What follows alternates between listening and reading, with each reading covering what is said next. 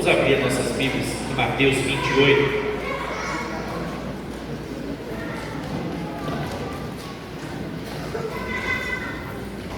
Vamos ler de 16 a 20. 28, 16 a 20.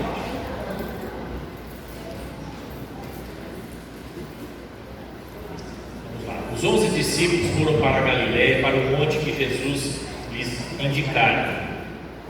Quando o viram, adoraram, mas alguns duvidaram. Então Jesus aproximou-se deles e disse: Foi-me dada toda a autoridade nos céus e na terra. Portanto, vão e façam discípulos de todas as nações, batizando-os em nome do Pai, do Filho e do Espírito Santo, ensinando-os a obedecer a tudo que eu lhes ordenei. E eu estarei sempre com vocês até o fim dos tempos. Esse texto ele é bastante conhecido, né? Você já deve ter ouvido pregações sobre isso. E é chamado de a grande comissão, né? Quando Jesus está dando as últimas instruções para os seus discípulos. E eu até ministrei uma aula sobre o pessoal que está fazendo o curso Fundamentos da Vida Cristã, na quarta-feira, sobre isso, né? E um deles sugeriu, né? O Gabriel sugeriu que eu ministrasse sobre o que é ser um discípulo, e eu achei interessante a ideia, porque vem numa sequência do que nós estamos falando, se encaixa na sequência do que nós estamos ministrando, da centralidade de Cristo na nossa vida, da centralidade de Cristo na igreja, não é? Jesus é o centro da igreja, né? É a pedra angular, é a pedra principal, é o alicerce sobre o qual a igreja é edificada. Jesus não pode ficar na periferia. Nós não podemos substituir Jesus por amuletos, por bugigangas cristãs. Sabe, irmãos, tem muitas igrejas e olha, entenda bem, quando eu faço uma crítica dessa, eu faço com temor e tremor diante de Deus, porque eu amo a igreja, eu vivo pela igreja, amém? Faz parte, você também ama a igreja, eu sei que você vive pela igreja, não é? Não pela igreja local apenas, mas pela igreja do Senhor sobre a face da terra. Eu amo a igreja, tem 40 anos que eu me converti e eu tenho respirado o Evangelho dia e noite. Isso faz parte da minha vida, não é? Então, quando eu faço alguma crítica à igreja, eu faço com temor e tremor, mas é necessário que essas críticas são necessárias, elas precisam ser feitas para que a gente não seja enganado, para que a gente não confunda o falso com o verdadeiro. Nós temos hoje, infelizmente, uma igreja falsa caminhando em paralelo com uma igreja verdadeira, e às vezes misturada. Amém? Amém. E não é de hoje que é assim. Jesus falou que o homem veio e semeou o trigo durante o dia, o diabo veio e semeou o joio durante a noite, e os dois cresceram juntos. Não é para a gente arrancar o joio, porque a gente pode confundir e arrancar trigo junto. Não é papel nosso arrancar, não é papel nosso julgar no sentido de condenação, mas Jesus nos adverte para estarmos atentos contra os lobos vestidos de cordeiro, contra os falsos profetas, contra os falsos mestres, contra aqueles que enganam a igreja, tentam enganar a igreja, tentam se beneficiar da igreja, inclusive financeiramente. Então nós temos que estar atentos, meus irmãos. Nem todo que fala Jesus, Jesus, Senhor, Senhor, vai entrar no reino dos céus. E não sou eu que estou falando isso, Jesus falou isso. Não estou falando nada de novo. Então, quando eu faço alguma crítica, é por amor à igreja, é porque a igreja precisa ser edificada sem ruga, sem mácula ou coisa semelhante, uma noiva adornada, pronta para o casamento, pronta para o noivo. Jesus não vai voltar para uma noiva capengando, para uma noiva suja de lama. Ele vai voltar para a sua igreja santa, separada para Ele. Agora, aqueles que falam Senhor, Senhor e não obedecem ao Senhor, que Ele vai apartar. Mas quem vai apartar é Ele, não nós. Agora, nossa função é edificar corretamente, de acordo com a planta. E a planta foi dada por Deus na sua palavra, né? Tomar cuidado, eu não me lembro agora se foi Paulo que disse, fala que a pedra foi dada, mas cada um veja como edifica sobre ela. Jesus é a pedra angular. Agora cada um tem que ver como está edificando sobre essa pedra, o que está edificando sobre esse alicerce, que tipo de igreja nós estamos edificando, que tipo de igreja nós estamos fazendo. Eu às vezes falo sobre isso, né? Nós temos hoje, se você contar os que passaram pelas igrejas, né, estão hoje desigrejados, nós temos aí mais ou menos 40% de pessoas que se dizem convertidas, né, ou evangélicas, ou crentes, sei lá que nome. Hoje eu já nem uso mais esses nomes, eu prefiro chamar de discípulo de Cristo ou um cristão, porque até o termo evangélico está desgastado, já não é de hoje, né? Mas nós temos muita gente que se diz hoje, vamos dizer evangélicos, para o censo pelo menos, né, do IBGE. Mas por que o país não mudou nessa mesma proporção? Se nós temos 40% de pessoas que se declaram nascidas de novo, porque se converter a Jesus é nascer de novo da água do Espírito, é uma vida nova, é uma mentalidade nova, é uma maneira nova de agir, é uma maneira nova de fazer as coisas, é uma maneira nova de ver o mundo, são outros valores. E por que o Brasil não mudou nessa mesma proporção? Meu irmão, 40% para ganhar 60% é praticamente quase 1 para 1. Mas por que não teve impacto como poderia ter na sociedade? Positivo, impacto para a bênção, não escândalo. Escândalo nós temos muitos. Eu falo impacto de vida ministrando, né? A vida de Deus sendo ministrada sobre outras vidas. Porque discipular alguém, ser um discípulo de Jesus é isso, é transferência de vida, é ser Cristo entre as pessoas. A gente às vezes se preocupa muito em fazer coisas para Deus, mas nós devemos nos preocupar primeiro em sermos para Deus. Sermos, quem nós somos para Deus. Quando Deus olha para as nossas vidas, quem nós somos para Ele? Hoje eu li uma frase interessante, né? Eu não me lembro agora o autor, mas diz que nós temos 3 pessoas dentro de nós. Uma a que nós achamos que nós somos, outra que as pessoas acham que nós somos, e a outra é a que Deus sabe que nós somos. 3 pessoas convivendo junto: a que você acha que é, ao que os outros acham que você é, e a que Deus sabe que você é. Porque aos olhos de Deus nós não escapamos. Aos olhos de Deus ninguém escapa. Ao prumo de Deus, da palavra de Deus, ninguém escapa. Então nós não podemos viver uma vida de aparência. Não dá para viver uma vida de aparência. Amém? Nós temos que viver o Evangelho de maneira real, de verdade, no dia a dia. Quem é Deus, quem é você, quando só Deus está te vendo?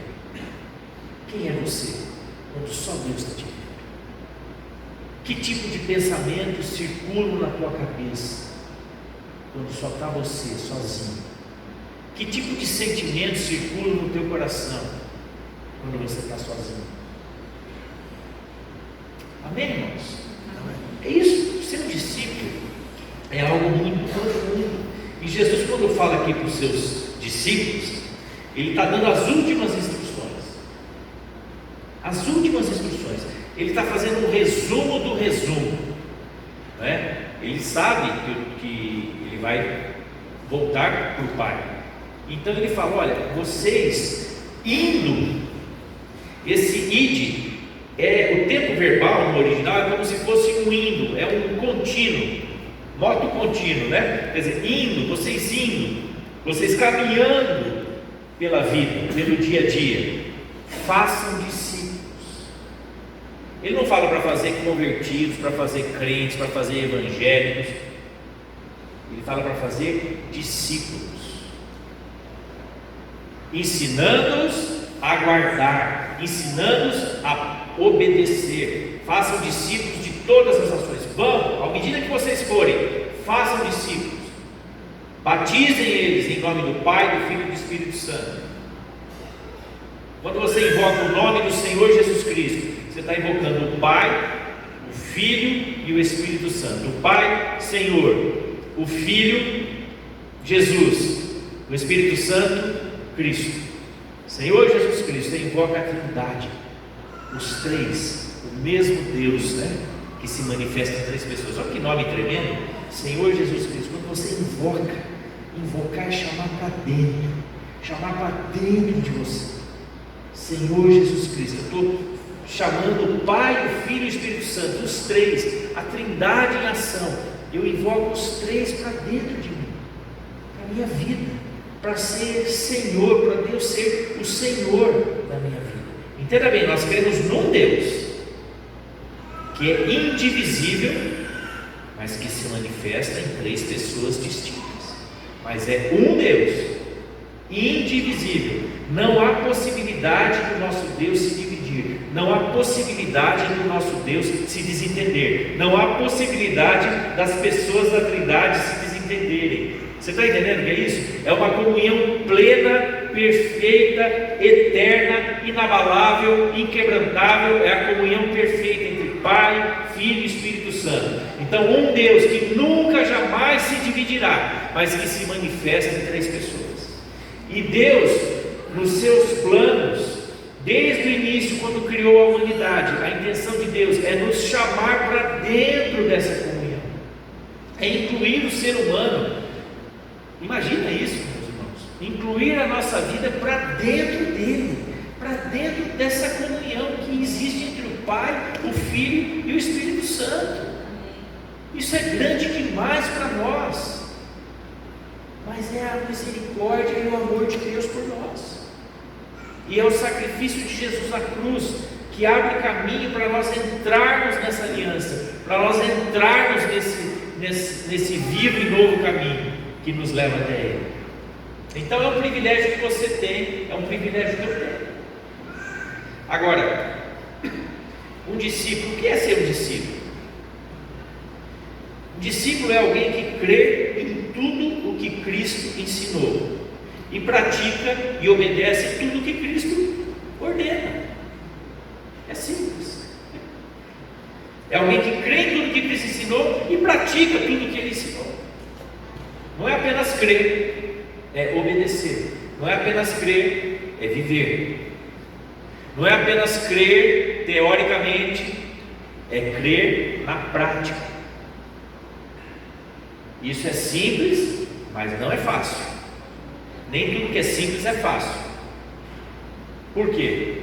Porque requer, muitas vezes, morrer para nós mesmos. Morrer para a nossa vontade, morrer para os nossos interesses, morrer para os nossos desejos, morrer para sonhos que não foram gerados por Deus em nós.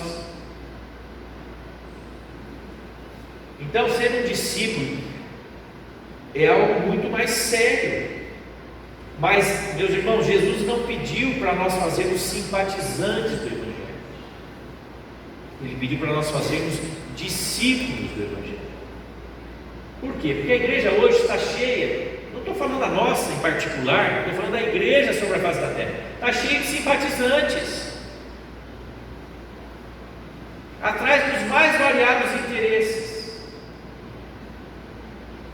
Entenda bem, quando você se achega a Jesus, normalmente você está numa pior. Quem aqui estava tudo jóia, beleza, maravilha quando veio para Jesus? Pode ser que tenha alguém. Às vezes tem. Quem estava ruim quando chegou para Jesus? A vida estava ruim.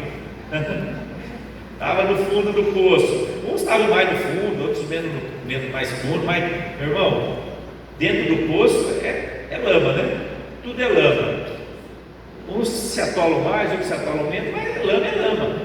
Suja de todo jeito. Você sai da lama, tem que se lavar, né? Então a gente, quando vem para o Senhor, normalmente a gente está numa situação difícil, em crise, desesperançado, desesperado. né? Cada um sabe como veio para o Senhor. Mas, quando você se encontra com Ele, e à medida que você vai se relacionando com Ele, o teu relacionamento tem que mudar de patamar, tem que mudar de lugar. Você não pode mais se relacionar com Deus apenas por coisas que Ele pode te dar, ou por benefícios que Ele pode fazer na tua vida. Porque você vai perceber que nem sempre tudo aquilo que você quer vai acontecer. Entenda bem, Jesus não é o gênio da lâmpada. Ele não é Aladim, o gênio da lâmpada. Você pega, dá uma esfregadinha assim, né? O gênio sai. Pois não, mestre, quais são os seus desejos? Não existe, isso é fantasia. Jesus não existe para atender nossos desejos. Essa relação está errada. Cedo ou tarde você vai perceber que não funciona dessa maneira, porque o Senhor é Ele, quem manda é Ele, quem governa é Ele. Então, cedo ou tarde você vai entender. Então é melhor que seja cedo. Você entenda cedo. Essa palavra, meus irmãos, não é muito popular, não é? Não é popular. Eu gostaria de estar falando assim: vem todo mundo, continua do jeito que você está, vai tudo ser uma festa, Deus vai te fazer prosperar, todo mundo vai ficar rico, seus problemas financeiros acabaram, suas lutas nunca mais vão acontecer, aparecer, tudo vai ficar incrível, maravilhoso. Olha, não posso, seria um farsante se eu falasse isso, porque Jesus não falou isso. Jesus falou assim: no mundo, olha, uma promessa dele, guarde essa promessa. Essa promessa é boa, uma palavra profética para você. No mundo vocês terão aflições. É uma palavra profética. No mundo você terá aflição. Quem quer essa palavra? Misericórdia, pastor. Sai para lá, Satanás. Mas foi Jesus que disse, não foi Satanás. Jesus falou: no mundo vocês terão aflições, mas tende ânimo bom, tende um ânimo vivo, um ânimo forte, porque eu venci esse mundo. Amém? Então tem uma promessa de aflição, mas tem uma promessa de livramento. Amém? Tem uma promessa de luta, mas tem uma promessa de vitória. Agora, por que tem aflição? Porque sem pressão ninguém cresce, ninguém amadurece. Deixa os seus filhos, quem tem filho pequeno, filho em fase escolar, deixa eles acordarem por si mesmo para irem para a escola todo dia. Deixa eles à vontade. Não acorda. Não, eles têm que aprender a ir sozinho, acordar sozinho. Não posso pressionar. Ah, isso ali, que pode dar de acordar. Está frio. Normal. Minha mãe, podia estar frio, podia estar chovendo, podia estar calor, podia estar. Aí ia no quarto, no mesmo horário da aula, né? Naquele período que tinha que acordar, e me acordava para ir para a escola de manhã. Eu detestava. Eu não gosto de acordar cedo. Não gosto. Até hoje eu não gosto. Eu sou noturno, não sou diurno. Eu gosto mais da noite. Assim, eu fico mais ligado à noite. Você sabe, tem a questão biológica. Não é pecado não, viu, irmão? Se alguém se sente condenado porque rende mais à noite, rende mais, fica em paz. Fique em paz.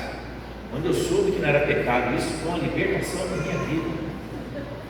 Porque a Bíblia fala acordar de manhã para orar. Mas eu falei: Deus, isso para mim é tão difícil. Então eu vou ficar sem dormir para orar de madrugada. Aí eu fico. Eu não durmo, oro e depois vou dormir. Porque se eu dormir para acordar é muito difícil. Então eu não rendo. Mas cada um tem que conhecer a sua vida biológica, né? Para fazer o que é melhor. É importante você ter tua comunhão com Deus. Né?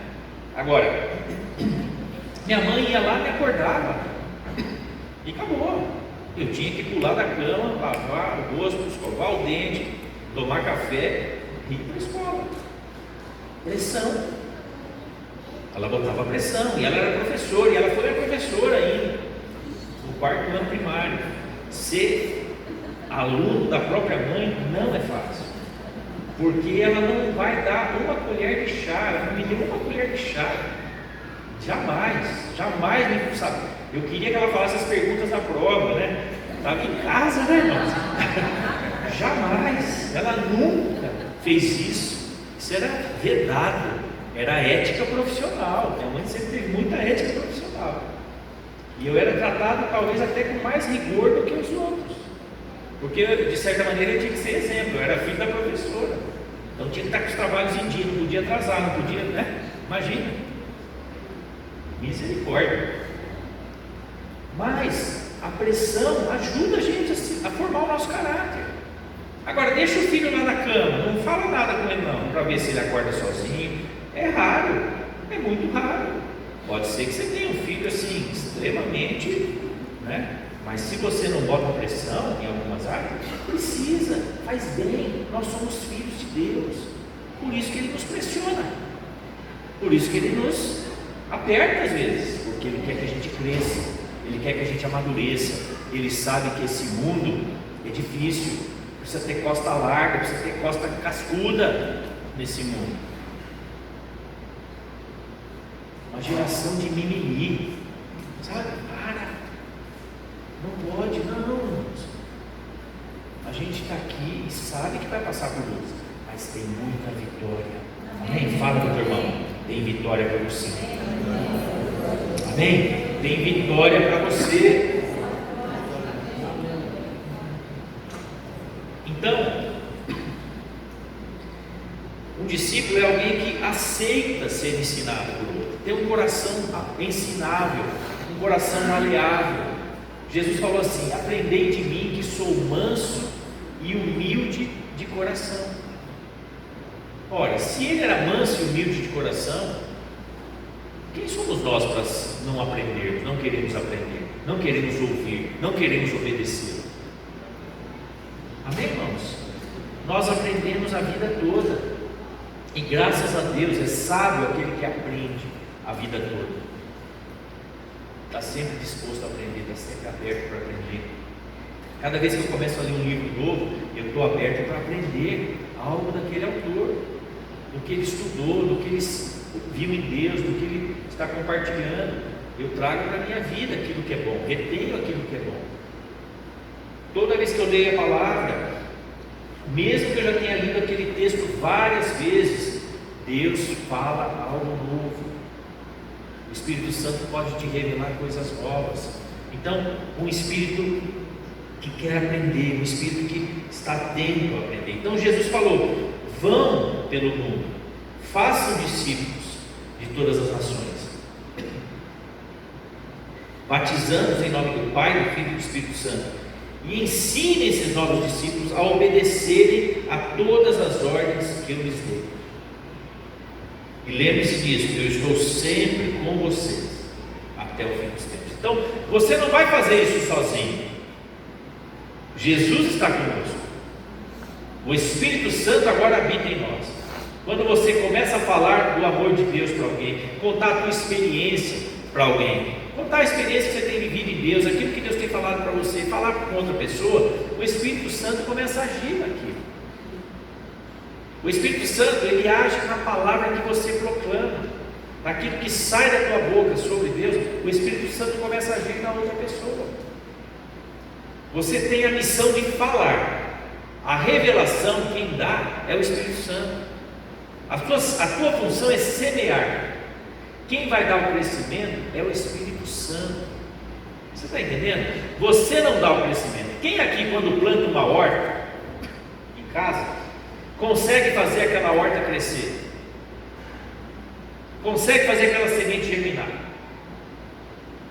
Isso é função de quem planta a horta? Não. Por quê? Porque ninguém tem o poder de fazer a semente brotar na terra. O que nós podemos fazer? Colocar a semente na terra, uma boa semente, uma semente de qualidade, numa terra boa, bem adubada. Você vai lá, faz os canteirinhos, semeia a semente. Depois o que você faz? Zela para que aquela semente, aquela terra estejam num lugar bom. O que é zelar? É ver se está muito sol, você põe sombrite, se está com muita chuva, você protege, se está adubado, bem ou mal, se precisa regar mais ou regar menos, se precisa tirar as ervas daninhas, se tem inseto comendo os brotos. Tudo isso você pode fazer. Agora, fazer a semente brotar e germinar não está em você, não é tarefa nossa. Então, quando você semeia na vida de alguém, você semeia e ora para que Deus faça com que haja entendimento, que aquilo caia numa boa, que a palavra caia numa boa terra, e depois você fica zelando em oração, se colocando à disposição da pessoa para ver se ela precisa de alguma coisa, se você pode esclarecer alguma dúvida. É a tua função, zelar para que o inimigo não venha semear mentira, semear engano na vida dela enquanto você está semeando, porque o inimigo é mestre nisso. Quando você começa a falar de Jesus para alguém se aproxima com alguma coisa enganosa para distrair aquela pessoa. Isso é muito comum acontecer. Então você tem que zelar. Isso são as ervas daninhas, são os insetos que vêm destruir a semente, destruir a planta. Mas fazer crescer não é você que faz, nem eu. Só o Senhor dá o crescimento. Só o Espírito Santo pode fazer aquela semente crescer. Então, nós temos que entender o nosso papel. Você e eu temos que fazer discípulos. Primeiro nós temos que nos tornar discípulos, para depois fazermos discípulos. Amém? Amém. Nos tornar discípulos. Então, o discípulo é alguém que coloca Jesus na sala de controle da sua vida.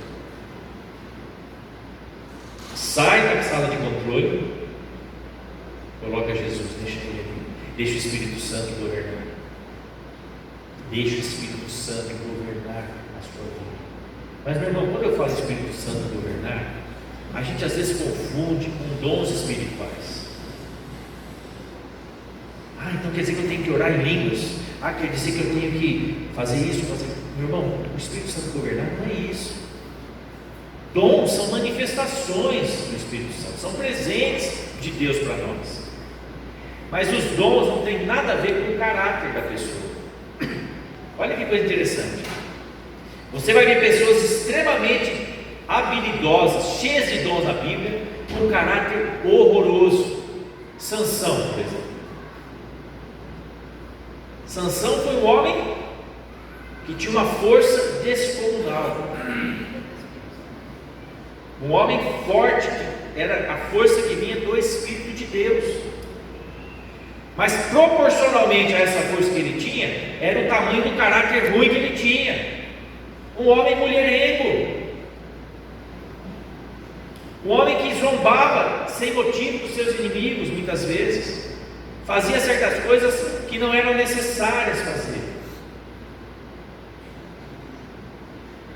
E vocês veem que ele foi traído por uma mulher, não é? Porque foi errado, né? Ele foi atrás de Dalila, Dalila enganou ele e descobriu o segredo da sua força. E no final ele ainda vence os seus inimigos, mas morre junto. Então que tragédia! Foi uma vitória de consolação, né? Um prêmio de consolação, mas foi uma vergonha para ele. Então ele era um juiz em Israel, mas um juiz de caráter ruim, mas tinha dom de Deus. Então não confunda dons, meus irmãos. Pessoa que tem alguns dons espirituais com o caráter. Não confunda as coisas. Não se iluda com os dons. Porque dons são presentes e cada um vai prestar contas de como utilizou aqueles dons, o que fez com aqueles dons. Primeiro, Deus está preocupado com quem nós somos nele, com um caráter transformado, vida íntegra, vida reta, vida correta. Está entendendo o que eu estou dizendo? Meu irmão, o mundo carece disso hoje. Por isso que a igreja não consegue transformar a nação. Por isso que o jeitinho brasileiro continua permeando inclusive a vida da igreja. Sabe o que é o jeitinho brasileiro? Eu estava lendo, sabe? Olha, uma coisa terrível. O jeitinho brasileiro, na verdade, é pecado puro, porque é a malandragem, é a trambicagem, é fazer as coisas na penumbra, não trazer as coisas para a luz, não falar sim, sim, não, não, não falar nas claras o que está acontecendo, esconder, enganar, trapacear. Esse é o jeitinho brasileiro. Isso não é cultura, isso é pecado. Isso é pecado. E isso a igreja não conseguiu quebrar. Esse espírito maligno que permeia a vida do Brasil. Então chega ao ponto de achar que corrupção, são tantos bilhões, né? Que é uma corrupção a mais, uma corrupção a menos. Um milhãozinho para cá, um milhãozinho para cá. Meu irmão, esse jeitinho brasileiro tem que acabar. É pecado geracional, é pecado da nação, passa de geração em geração, de geração em geração, de geração em geração, e a igreja vai aceitando isso como algo normal, e não é normal, é pecado. Alguém que se torna um discípulo de Jesus tem que ser diferente, tem que ser como Jesus. Jesus aceitava jeitinho, Jesus aceitava coisas escusas, coisas na pedra. Não. Jesus andava na luz, seus discípulos andavam na luz. Certa vez lá, não lembro quem foi que fez um milagre, vieram pagar para não. Um mago, né, viu Pedro impondo as mãos sobre alguém, né, e a pessoa começou a falar em línguas, e ele veio querer comprar. Como é que eu compro esse dom? E Pedro falou: que teu dinheiro seja para a tua perdição, isso não está à venda. Jesus falou: de graça recebeste, de graça dai. Meus irmãos, quanto comércio se fez com o Evangelho? Eu acho que se Jesus estivesse hoje aqui fisicamente, eu acho que ele, assim, em muitos lugares ele não entraria, muitas igrejas ele não entraria. Tem para mim que ele não entraria, sinceramente. Se ele não entraria, eu duvido que o Espírito Santo às vezes está agindo ali, porque se ele não entra, será que o Espírito Santo entra? Ou ele entraria como ele entrou ali no templo, né? Chutando o balde, chutando as maquininhas de cartão de crédito. Sabe, irmãos, assim, chega num ponto que fica o negócio, os cristãos se tornam os camaradas mais materialistas do mundo, e nós temos que ser os caras mais abnegados desse mundo.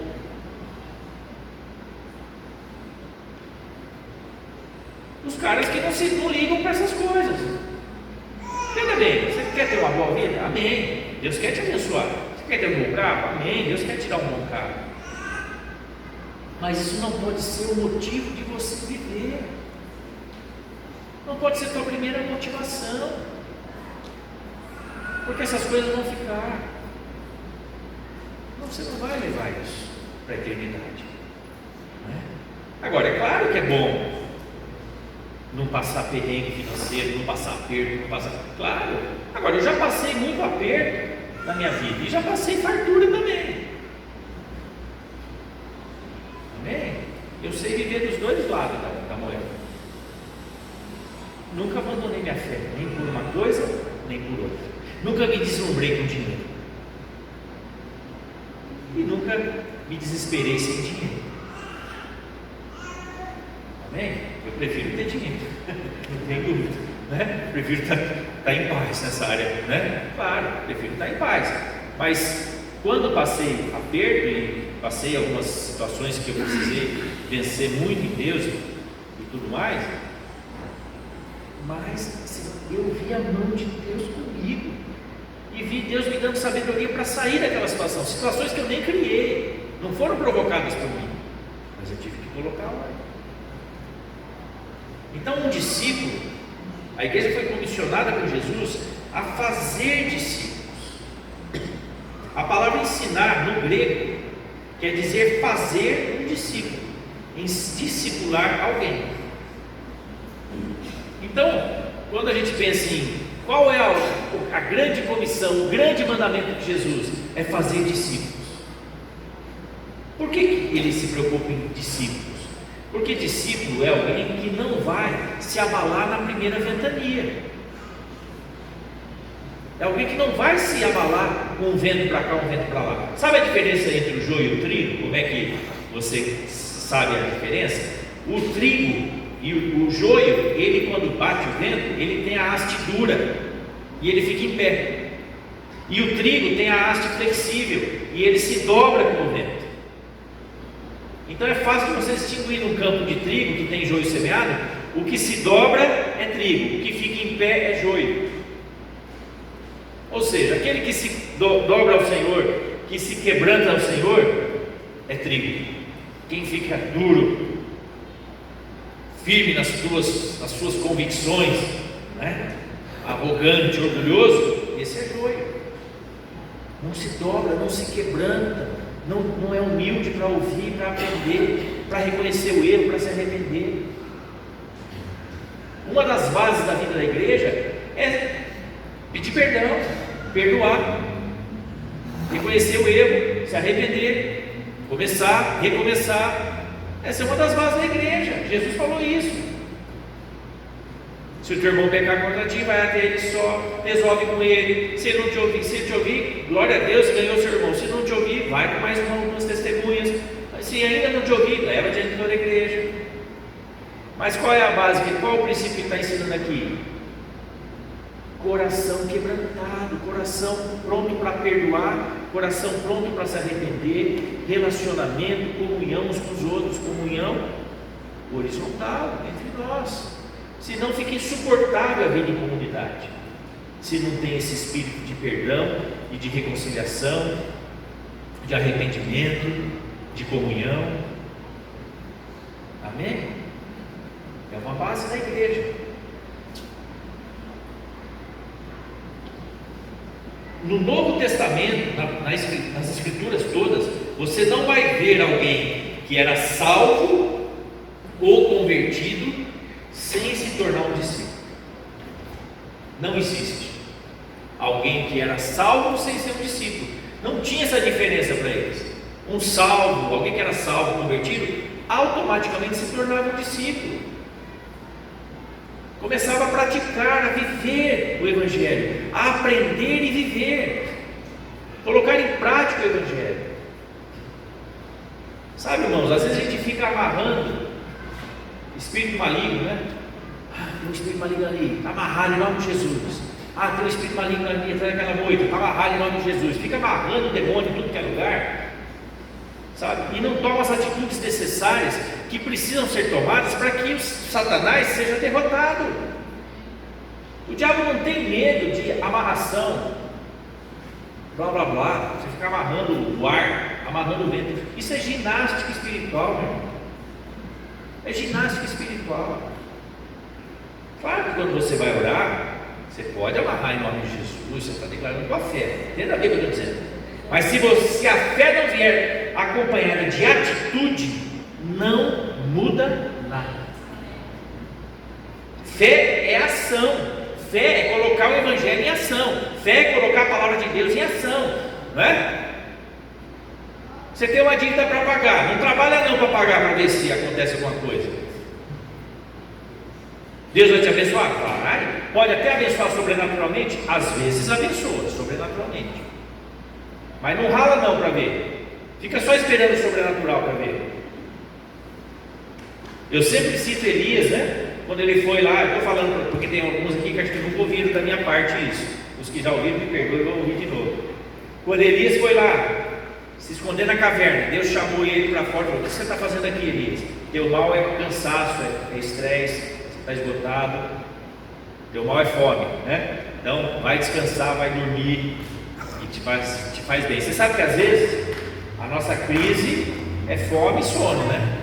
Você sabe que um bom sono E um bom prato de arroz e feijão com um ovo frito, uma saladinha, ajuda pra caramba, viu? Porque às vezes a gente está em crise, vai dormir, dorme um pouco, descansa, come sem pressa, vai lá, come gostoso, tranquilo. Às vezes isso já ajuda muito. Bom, aí Deus falou para ele: sai para fora, eu vou te mandar os corvos te darem comida, vão trazer carne e pão, e você vai beber a água do riacho. Ora, corvo trazer carne e pão é um milagre dentro do milagre, porque um passarinho trazer carne e pão, sei lá como é que vinha embalado isso, já é um negócio, né? Vem delivery, né? iFood. Deus já criou o iFood, meus irmãos. Naquela época, os corvos levavam. Hoje eles estão criando drone para entregar. Deus mandava corvo entregar. A Amazon está para trás. Deus criou isso há muito tempo. Os corvos entregavam iFood por eles. Chegava lá carne e pão. Por que Deus não mandou a garrafinha de água? Um suquinho, sei lá, né? De maçã, de cachimbo. Porque tinha água ali. Para que Deus ia mandar água se a água estava no riacho? E ele podia só abaixar ali e beber. O que Deus quer ensinar com isso? Tem suprimento sobrenatural para você e tem suprimento natural para você. A água do riacho está fluindo. O teu trabalho é o suprimento de Deus para a tua vida. É suprimento natural. E de vez em quando Deus te dá uma surpresa, te dá um dinheiro que você não esperava, alguém paga uma dívida que você já nem contava mais receber, você recebe um atrasado do INSS, você recebe uma ação trabalhista que te lesaram, você ganhou, uma herança. Amém, irmãos? Deus supre de maneira sobrenatural, mas a maior parte da sua vida vai ser a água do riacho. A água do riacho. E é interessante que Elias tinha profetizado que ia ficar sem chover 7 anos, e ele foi um dos primeiros afetados pela palavra profética dele, porque o riacho secou um tempo depois. Mas era Deus falando: já deu, Elias, você já está alimentado, já está renovado, pode circular, você não vai ficar para sempre nesse lugarzinho bom aqui não.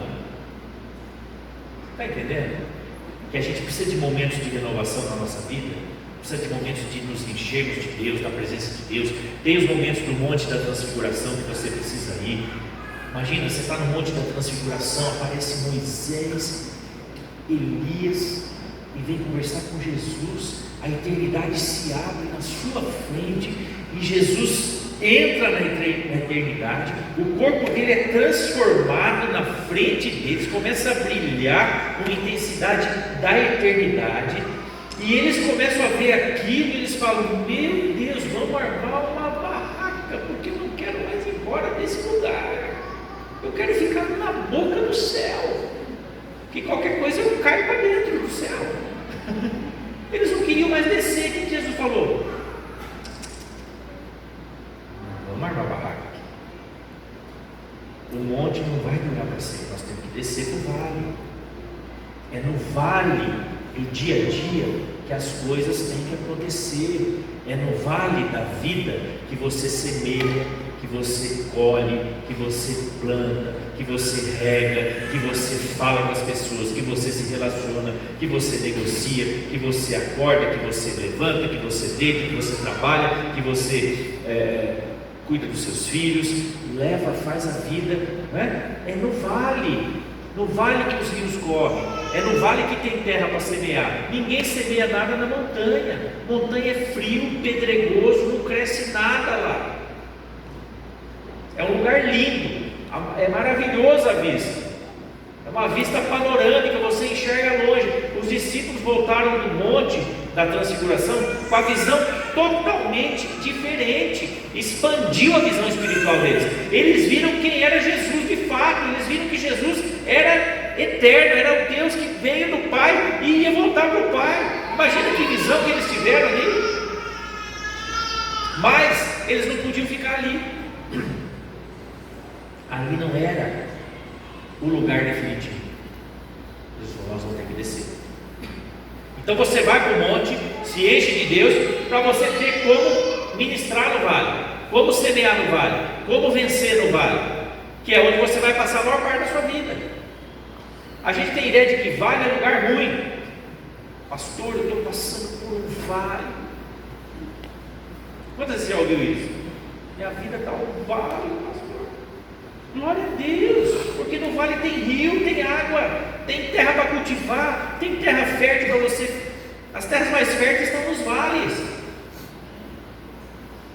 Dê glória a Deus, porque você está no vale, porque o vale é o lugar que você vai passar a maior parte do tempo. Se fosse para viver no monte, Jesus deixaria eles construir as 3 tendas, e não levaria só os 3, levaria os 12. Quem sabe no monte até Judas se convertia, né?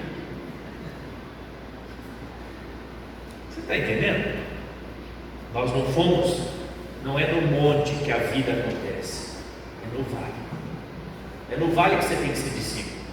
É muito fácil aqui no culto você ser um discípulo de Jesus, né? É fácil cantar aqui, eu sou uma florzinha de Jesus, né? Aqui é fácil. Tudo é tranquilo. Aqui até os pensamentos ruins não vêm na nossa cabeça. Você está aqui servindo, ouvindo a palavra de Deus. Você está num ambiente gostoso, num ambiente de paz. Mas eu costumo dizer que o verdadeiro culto começa quando essa reunião termina. E começa de novo, termina, né? Quando a outra reunião começa. Então ele começa quando essa termina e termina quando a outra reunião do domingo que vem começa. Porque o verdadeiro culto é o tempo que você passa longe do monte. Aqui é o monte da transfiguração, é o lugar onde você vem, recebe a presença de Deus, o impacto da palavra de Deus. Mas não dá para ficar muito tempo nesse lugar.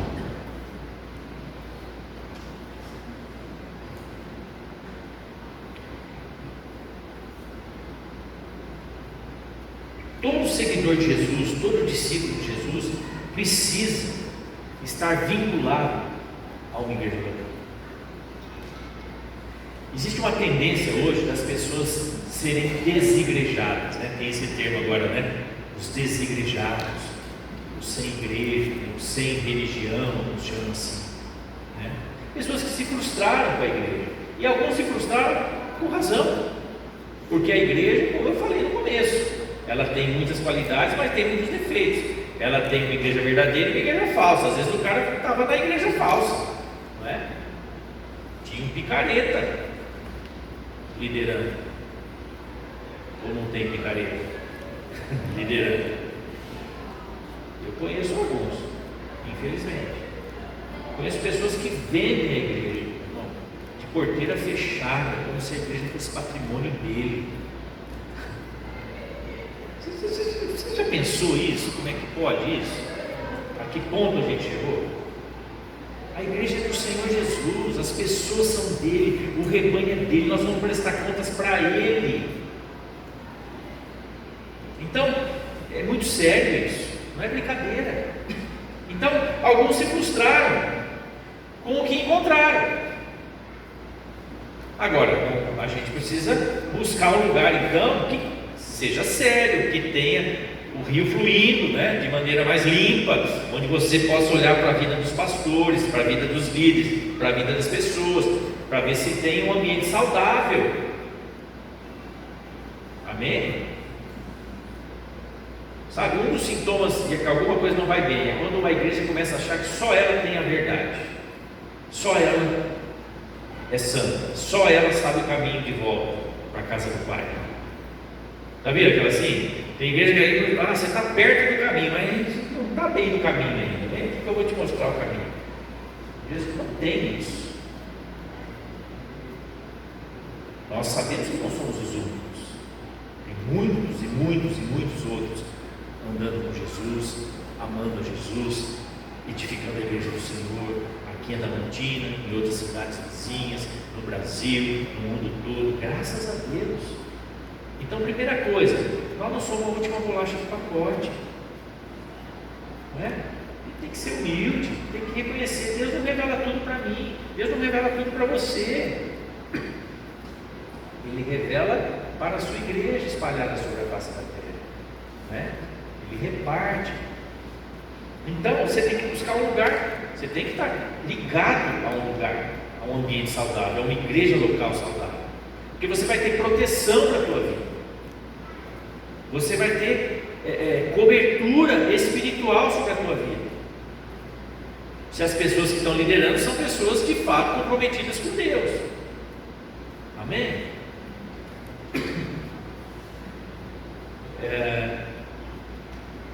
Então não tem como, não havia no Novo Testamento nenhum discípulo de Jesus que não estivesse ligado a uma igreja local, ligado, né, e debaixo de uma cobertura de uma autoridade espiritual constituída por Deus naquele lugar.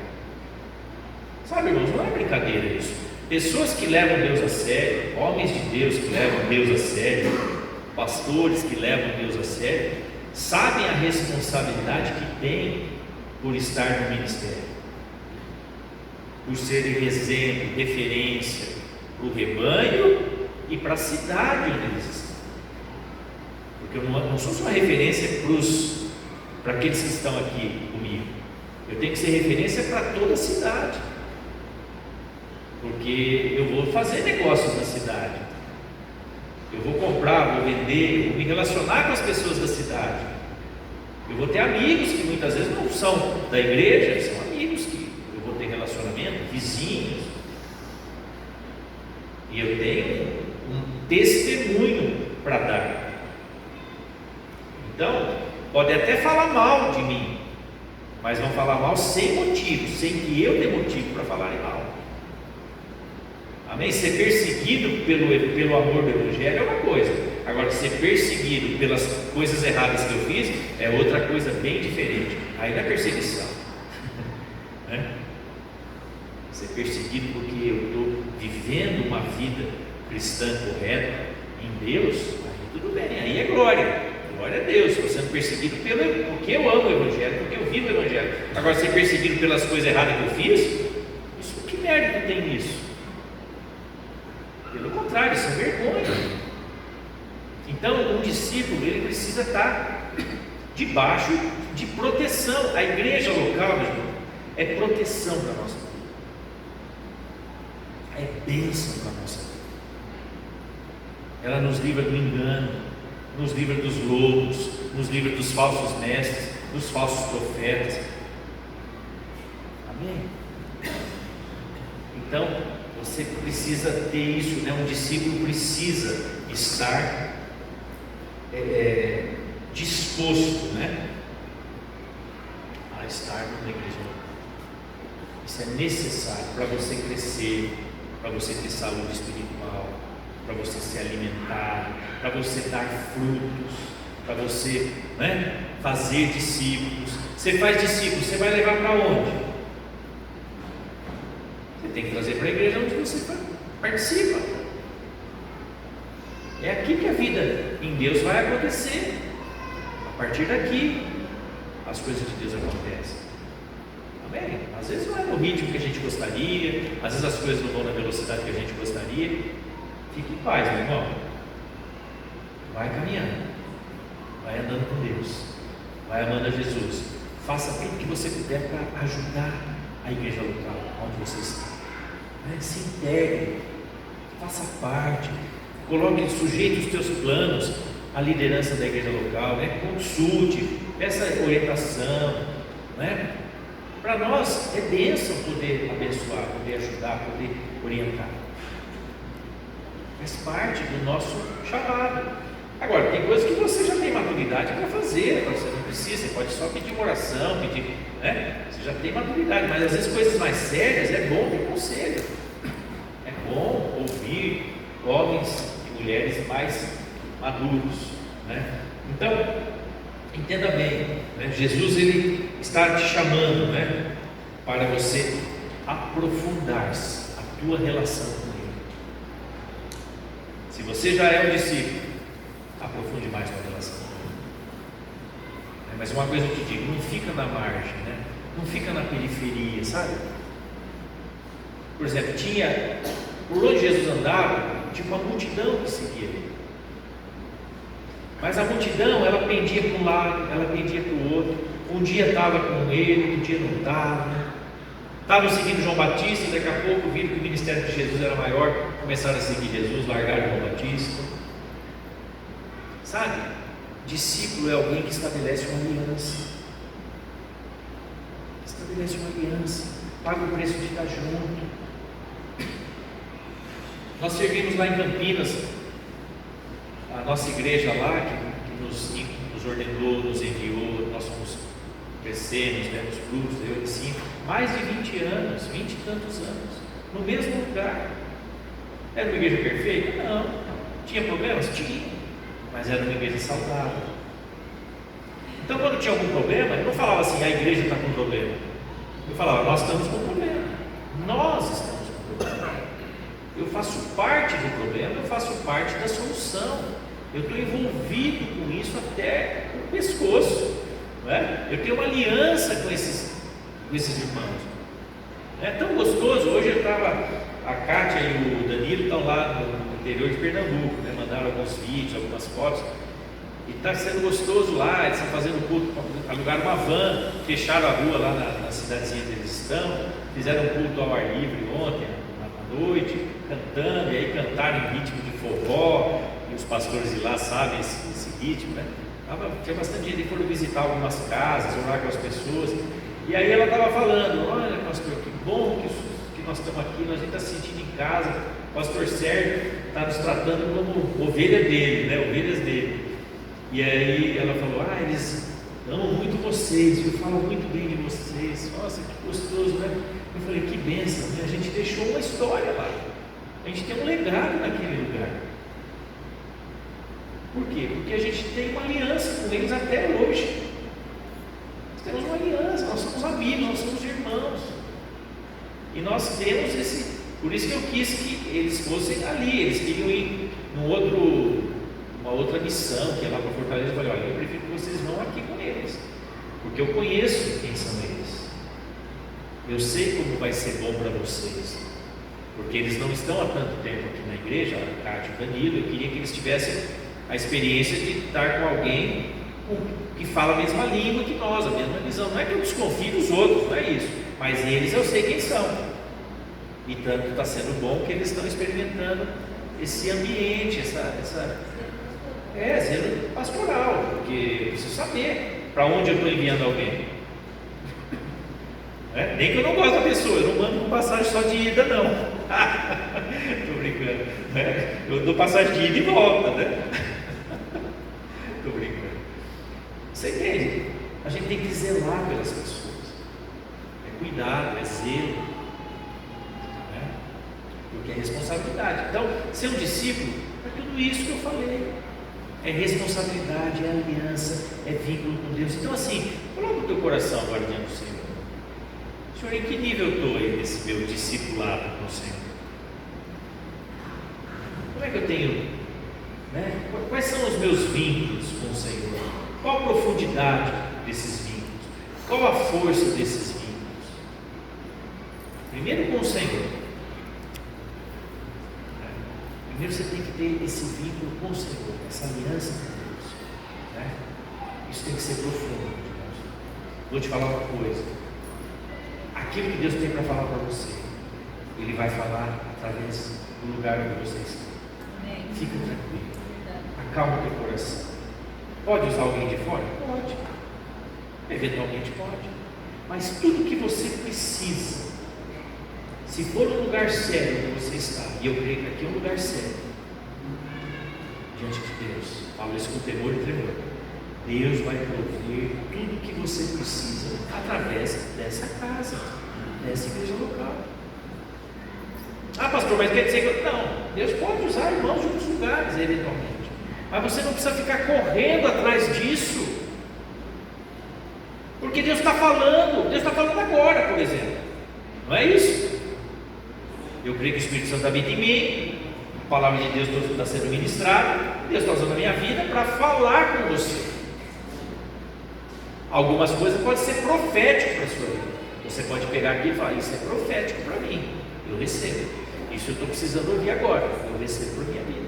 Alguma coisa que eu falei talvez não sirva para você nesse momento. Fique em paz, em outro momento pode servir. Então você recebe aquilo e coloca em prática. Amém? Coloque Jesus no centro da sua vida. O discípulo faz isso. Há um preço a pagar. O preço, eventualmente, é ter que negar a si mesmo. Jesus falou: aquele que quiser ser meu discípulo, tome a sua cruz a cada dia, negue-se a si mesmo e me siga. Olha o que ele falou: aquele que quiser ser meu discípulo, tome a sua cruz a cada dia, negue-se a si mesmo e então me siga. O que é tomar a cruz? Estou te ensinando. A cruz não é um ornamento, não é um enfeite, uma correntinha que você leva uma cruz. A cruz significa que alguém vai ser morto nela. Ninguém carrega uma cruz de enfeite. Você já imaginou? Só os loucos você vê na rua hoje carregando uma cruz, né? Já viu aqueles loucos? Carregando cruz, pagando promessa, né? A cruz, quando Jesus fala tomar sua cruz, significa que alguém vai morrer naquela cruz. E eu te dou uma notícia: Jesus carregou a cruz na qual ele foi crucificado. Então a notícia é: se você está carregando uma cruz e não sabe para quem é, ela é para você. Se você não sabe para quem é a cruz que você está carregando, é para você mesmo. Acabou de descobrir. Porque Jesus falou que se você quer ser um discípulo dele, você tem que negar você mesmo e tomar a sua cruz. Então, se você está carregando uma cruz e não sabe para quem é para você, de presente. Parece brincadeira, mas é muito sério. A cruz indica que alguém precisa ser crucificado. Isso fala: eu tenho que ser crucificado. Você tem que ser crucificado. O que é ser crucificado? É se render a Jesus, entregar a tua vida para Ele, deixar Ele governar a tua vida. Ele sabe governar a sua vida muito melhor do que você. Amém? Ele sabe governar a minha vida muito melhor do que eu. Amém? Vamos ficar de pé, vamos orar. Nós vamos viver tempos, meus irmãos, daqui para frente, de muita confusão, de muito engano. E a palavra diz que até os escolhidos, se fosse possível, seriam enganados. Se você não quer ser enganado nesses tempos de muito engano, se torne um discípulo de Jesus. Se você não é, firme os teus passos, tome a sua cruz, negue-se a si mesmo e siga Jesus. É a única maneira de não ser confundido, de não ser enganado, se tornar um discípulo de Jesus. Um discípulo não é enganado. Um discípulo não vai ser confundido, porque um discípulo é alguém firme sobre a rocha. Não é alguém que está aqui hoje, aqui amanhã, perdido no meio do tiroteio. É alguém que sabe onde está plantado. Está plantado no Senhor Jesus. Está ligado a uma igreja local saudável, né? Que flui vida, onde você pode crescer, onde você pode frutificar, onde você pode colocar em ordem a tua vida, onde há paz para a tua vida, onde não tem opressão para a tua vida, tem paz, tem alegria, tem bênção. Amém, meus irmãos? Isso é uma palavra pastoral, é uma palavra de zelo de Deus pela tua vida. São dias que nós precisamos firmar, reafirmar nossa aliança com o Senhor. Desafio agora, fala com o Senhor: Senhor, eu quero reafirmar minha aliança contigo, reafirmar meu comprometimento contigo. Irmão, é compromisso com o Senhor, não é com o pastor, você não está fazendo nem, não, é com o Senhor, é com Jesus. Senhor, eu quero reafirmar minha aliança contigo. Eu quero reafirmar meu comprometimento contigo, meu compromisso contigo. Senhor, se tem coisas que estão fora da ordem, que estão fora do lugar na minha vida, eu quero ordenar meus passos. eu quero trazer ordem, eu quero trazer vida àquele caos. Oh Jesus, nós oramos a Ti agora. Senhor, meus irmãos aqui, Pai, cada um, o Senhor sabe aonde cada um está nessa palavra, em que lugar cada um se encontra, Pai. Eu não sei, não é minha função saber, mas o Senhor sabe, o Teu Espírito sabe. Pai, que cada um nessa hora possa falar: eu quero ser um discípulo, eu quero ser um discípulo. Se eu já sou um discípulo, ainda melhor, um discípulo teu, compromisso contigo, integridade na tua presença. Integridade fala de estar inteiro na presença de Deus, não estar dividido, estar inteiro. A sua vida não pode ser compartimentada. Tem um momento que eu sou secular, um momento que eu sou cristão, um momento que eu tenho as coisas de Deus, um momento que eu estou livre para fazer aquilo que me dá na cabeça. Toda a minha vida tem que estar à disposição do Senhor e do seu reino. Os meus dons, os meus talentos, os meus recursos, a minha casa, o meu tempo. Porque a vida não é sua, meu irmão. O Senhor te deu a vida, o Senhor me deu a vida. Ele vai cobrar de nós. Nós vamos ter que prestar contas do que nós fizemos com os recursos que Ele nos deu. O que nós fizemos com o dinheiro que passou pelas nossas mãos. O que nós fizemos com o tempo que nós vivemos aqui na terra. O que nós fizemos com os relacionamentos que Ele nos deu, com a família que Ele nos deu, com os filhos que Ele nos deu.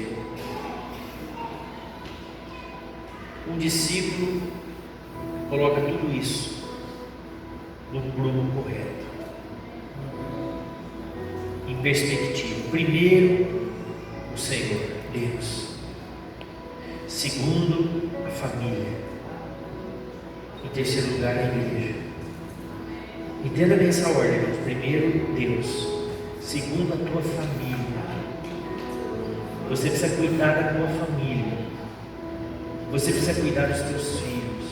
Você precisa gerar fé no coração dos teus filhos. Você precisa cuidar do teu esposo, se ele ainda não é convertido. Você precisa cuidar da tua esposa. Família, núcleo familiar é pai, mãe e filhos, em primeiro lugar. É esse núcleo que eu estou falando. Sabe, às vezes, se o teu marido não é convertido, você precisa buscar em Deus. Por quê, Senhor? O que tem faltado? O que tem faltado da minha parte? Será que em algum momento eu negligenciei a minha condição de esposa? Ou o marido, se a esposa ainda não é convertida? Será que em algum momento eu negligenciei minha posição de esposo? Os meus filhos, Senhor, se eu errei com eles, aonde eu errei? Como recuperar o tempo perdido? Amém, irmãos? Deus, família, igreja. A igreja é importante, mas a família vem primeiro. Mas a família não é desculpa para eu não servir a igreja. Amém? Ela vem primeiro porque Deus vai cobrar primeiro como você cuidou da sua família.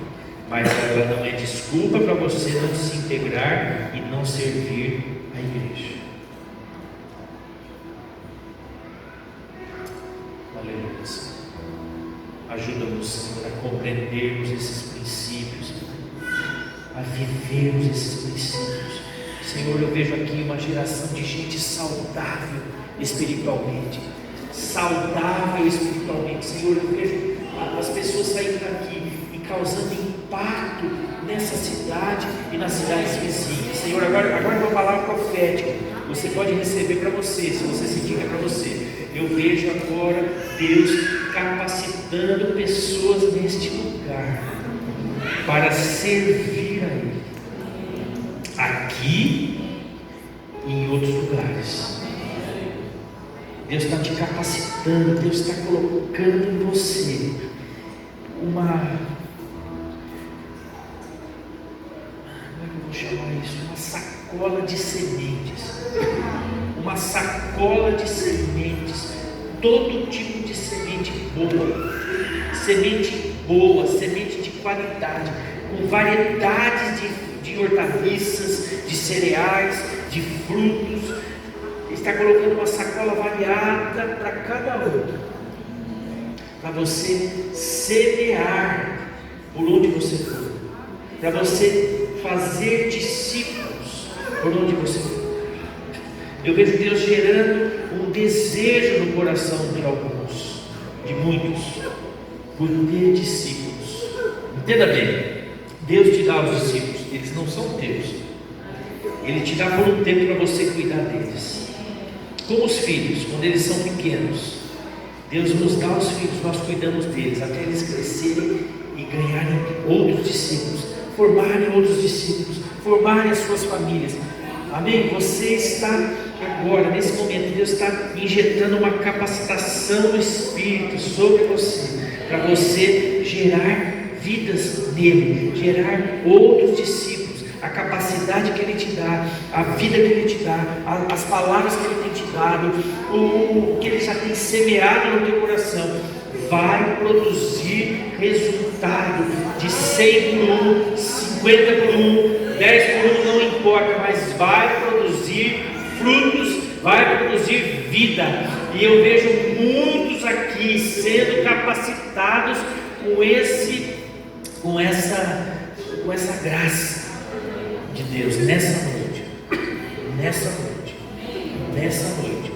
Há um potencial tremendo neste lugar, meus irmãos. Eu vejo isso nitidamente na presença de Deus.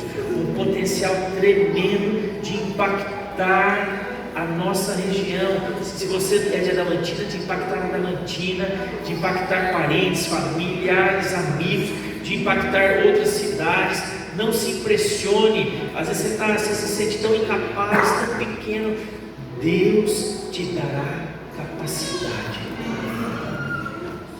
E quando você menos esperar, você vai estar com um grupo de pessoas pedindo ajuda. Pastor, como é que eu faço para fazer essas pessoas crescerem, né? Para ensinar, para ajudar? Nós estamos aqui para te ajudar. Mas Deus vai fazer isso, irmão. Creia nisso. Isso é algo profético, meus irmãos. Eu não tinha pensado nisso, não tinha planejado isso. É algo que vem da parte do Senhor para você. Mas primeira coisa, ordene os teus passos. Ordene os teus passos. Coloca debaixo do Senhor aquelas áreas que precisam ser colocadas. Aprofunde o teu discipulado. Aleluia, Jesus. Obrigado, Senhor. Obrigado, Senhor. Oh, abençoa a tua igreja nessa noite. Abençoa cada um que está aqui nessa noite. Está aqui porque o Senhor tinha que ministrar essa palavra. Eles não vieram aqui por acaso. Vieram aqui porque o Senhor tinha um propósito de fazê-los ouvir a tua palavra. Que caia em terreno fértil, Pai. Em nome de Jesus. Amém. Amém. Deus abençoe. Deus abençoe.